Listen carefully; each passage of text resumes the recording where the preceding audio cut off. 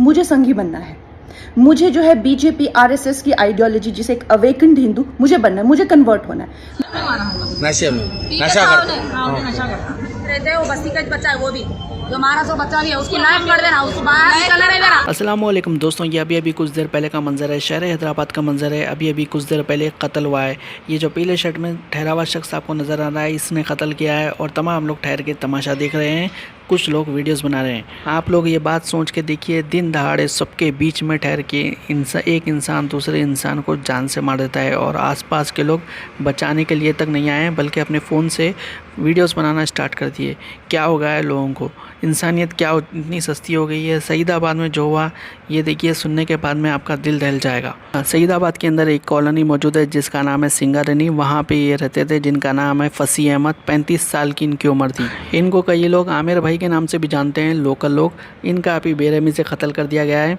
असल में जो फसी भाई है, इन मुंबई से वापस आ रहे थे, अपनी फैमिली के पास वापस आ रहे थे और इनको ये नहीं मालूम था कि मौत इनका इंतज़ार कर रही है। एक नामालूम हमलावर आता है, शार्प वेपन के साथ इनके ऊपर अटैक करता है। पूरा वीडियो सोशल मीडिया के ऊपर वायरल हो रहा है। वो वीडियो तो हम यहाँ पे आपको नहीं दिखा सकते, लेकिन ब्रॉड डे लाइट में देखिए शहर हैदराबाद के अंदर इतना बड़ा वाक़या पेश आया। हो सकता है कि आप लोगों कई लोग व्हाट्सएप के ऊपर ये वीडियो आया तो देखे होंगे, उनसे पूछना चाहता हूँ। लोग वहाँ पे थे, सब जने देख रहे थे, वीडियो बना रहे थे, लेकिन कोई एक कदम भी आगे नहीं बढ़ाया। बड़ी पब्लिक थी वहाँ पे, हमलावर एक जना अच्छा अटैक कर रहा था, चाहे तो लोग रुक सकते थे। आ चुका है नफ्सा नफ्सी का दौर है, हर एक को अपनी फ़िक्र पड़ी हुई है। पहले के ज़माने में लोग क्या करते थे, किसी को चोट आ गई बोले तो उनके घर पे जाते थे, विजिट करते थे। किसी को बस्ती में किसी के ऊपर आवाज़ उठाए तो उनकी तरफ से देखिए तरफदारी करने के लिए आगे जाते थे, और अगर कोई हमला करने के वास्ते आए तो वैसे इंसानों को रोकते थे। जैसे ही वाक़े की इत्तला मिली, मजलिस इत्तेहादुल मुस्लिमीन के याकूतपुरा के एमएलए वहाँ पे पहुँच गए। इनका क्या कहना है बयान सुनाते हैं, मज़ीद तफसीलात आपको बताऊँगा। आज सुबह एक अफसोसनाक वाक़या पेश आया। सिंगरनी कॉलोनी जो पीएस सईदाबाद लिमिट में आते हैं, एक फसी अहमद आमिर नामी शख्स के ऊपर कातिलाना हमला करके उनको कत्ल कर दिया गया है।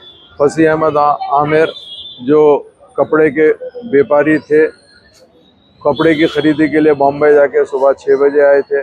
आने के बाद में न जाने नामालूम अफराद ने उनके ऊपर कुराड़ियों से और दीगर हथियारों से अटैक करके उनका कत्ल कर दिया। कत्ल के अंदर जितने भी लोग इन्वॉल्व है, हम इमीडिएट जैसे ही इत्तला मिले, मैं उस्मानिया हॉस्पिटल आया हूँ। आने के बाद यहाँ पर जो इमरजेंसी के अंदर हम गए तो पता चला कि ब्रॉड डेथ हुई है, मतलब लाने के दौरान ही उनका इंतकाल हो गया है। अभी बॉडी को मार्चरी शिफ्ट कर रहे हैं, जल्द से जल्द पोस्टमार्टम करके बॉडी उनके विरसा के हवाले करेंगे। अफसोस इस बात का है कि आमिर की उम्र करीब 35-37 साल है और उनको माशाल्लाह से 8 बच्चे हैं। अब आप ये सोचिए, इस तरीके से दरिंदगी अगर फैलते जाएगी तो कैसे होगा? आज उनके 8 बच्चों को कौन पालेगा? दूसरा लोग बोले ये सलमान है, जावेद है, और ऊपर से लड़ाई, तो बच्चा का नाम क्या है? कृष्णा।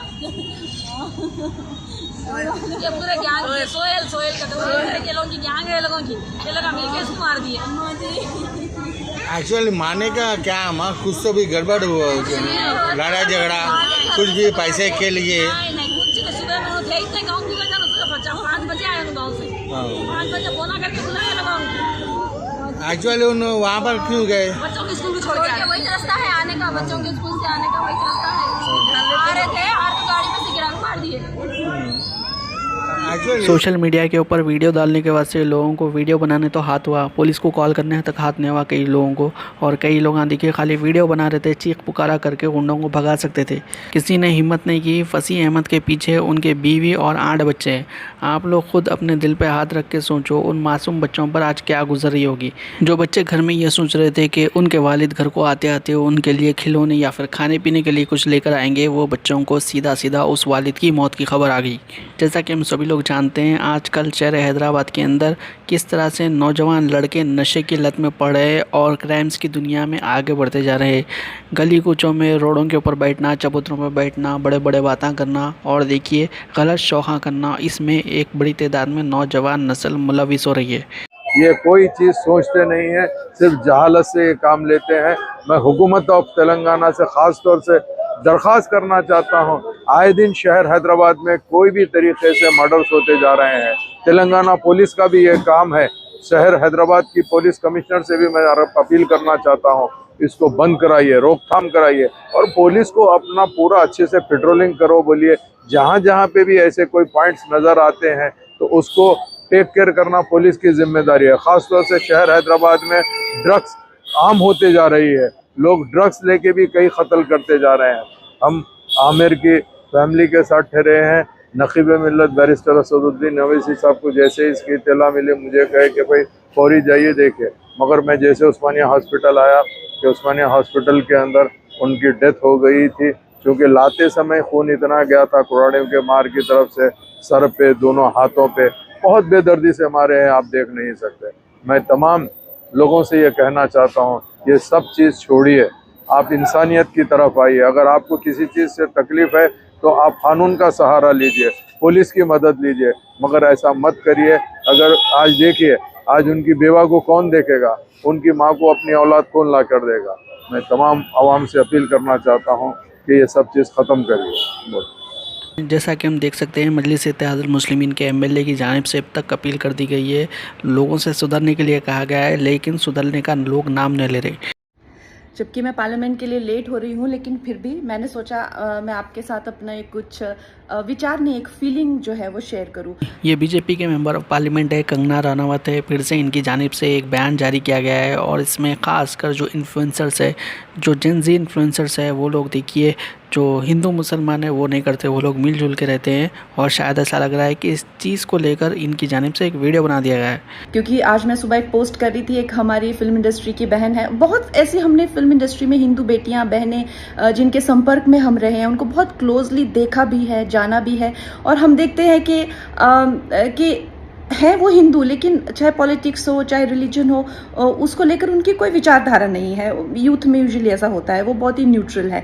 लेकिन जैसे ही वो, चाहे आप संबंध कह लीजिए, शादी कह लीजिए, दोस्ती कह लीजिए, इस्लामिस्ट के संपर्क में आते हैं, वैसे ही उनकी सोच इतनी डिफाइंड हो जाती है, इतने कट्टरपंथी लेफ्टिस्ट वो बन जाते हैं, which I think there is no harm in that. क्योंकि आपको संविधान ये आज़ादी देता है, आप जो चाहे उस तरह का रिलीजन आइडियोलॉजी अडेप्ट कर सकते हैं। लेकिन जो प्रॉब्लम की बात है, लेकिन जब हिंदू बेटियों की बात आती है, क्योंकि आज मैं अपने आप को डिफेंड नहीं करूंगी, मैं नहीं कहूंगी कि जी मैंने आइटम नंबर्स के खिलाफ या पे पैरिटी के खिलाफ या कभी बड़ी बड़ी फिल्मों में काम नहीं किया, हीरोज के खिलाफ मैंने जो है वो बहिष्कार किया, मैंने नेपोटिज्म के खिलाफ लड़ाई लिया, आप मुझे ऐसा कैसे कह सकते हैं। हाँ, मैं एक मॉडरेट हिंदू थी। आज अगर मैंने खुद को डिफेंड कर लिया तो इतनी न जाने कितनी बेटियां जो ये जिसे कहते हैं कि लीप नहीं ले पाएंगी। हाँ, मैं मॉडरेट हिंदू थी। आज इसी वक्त मुझे जो है जो मुझे तंज किया जाता है, तुम कब से संघी बन गई, मुझे संघी बनना है। मुझे जो है बीजेपी आरएसएस की आइडियोलॉजी, जिसे एक अवेकन्ड हिंदू, मुझे बनना है, मुझे कन्वर्ट होना है। मैं क्यों नहीं कन्वर्ट हो सकती? तो ये जो दोगलापन है समाज का, जब हिंदू बेटियों की बात आती है तो जो समाज की ठेकेदार है वो एक अग्नि परीक्षा के लिए हमारे 10 साल पुराने, तुम तो पार्टी करती थी, तुम तो ये करती थी, ठीक है मैं सब कुछ करती थी, लेकिन आज मुझे भी कन्वर्ट होना है और मुझे जो है एक डिफाइंड और एक अवेकन्ड हिंदू बनना है। तो मेरे लिए वो रास्ता क्यों बंद है? तो ये जो है ये एक दोगली सोच और दोगले विचार नहीं चलेंगे। और बाकी आप लोग मुझे बताइएगा मेरी और कैसे विचार फाइन हो सकते हैं। और आई जस्ट फील दैट हमारी बेटियों को भी वो आज़ादी होनी चाहिए। अगर उनको कन्वर्ट होना है डिफाइंड और डिसिप्लिन्ड हिंदू में, व्हाई नॉट। बीजेपी ज्वाइन करने के बाद में जब तक इन्होंने एमपी ने बने, अब एमपी बनने के बाद में इनको शायद चीज़ें समझ में आ रही है, इसके वजह से इस तरह की बातें कर रहे हैं ये। लेकिन कुछ दिन पहले जो जेनजी इन्फ्लुएंसर्स प्रोटेस्ट कर रहे थे, उनके खिलाफ तक इन्होंने एक वीडियो बना के डाल दिए थे। और एक बात गौर करिए आप, जब से पीएम मोदी जो सेल्फी वीडियो डाले उसके बाद में बीजेपी के काफ़ी सारे जो लीडर्स हैं उनको कॉपी करते हुए इन्होंने भी देखिए एक सेल्फी वीडियो डाले हैं। यानी कि ये बताना चाह रहे हैं हम लोग एक ट्रेंड सेट कर रहे हैं। और जो नौजवान लड़के पहले मित्रों बोलते थे तो अब फ्रेंड्स बोल रहे हैं। जो असल मुद्दे हैं, चाहे लोगों की जॉब का मुद्दा रहने दो या फिर पेपर लीक्स का मुद्दा रहने दो या फिर कोई और मुद्दा रहने दो, कभी उससे मुताल्लिक वीडियो बनाते हुए कभी इन नेताओं को आपने सुना है? असली मुद्दों को छोड़कर तमाम बातें ये लोग करेंगे। आप लोगों की राय से मुताल्लिक कमेंट ज़रूर करिए और भी अपडेट्स के लिए हमारे ये चैनल सैवेज अपडेट्स को सब्सक्राइब कर लीजिए। इंशाल्लाह अगली वीडियो में मिलेंगे। अल्लाह हाफिज़।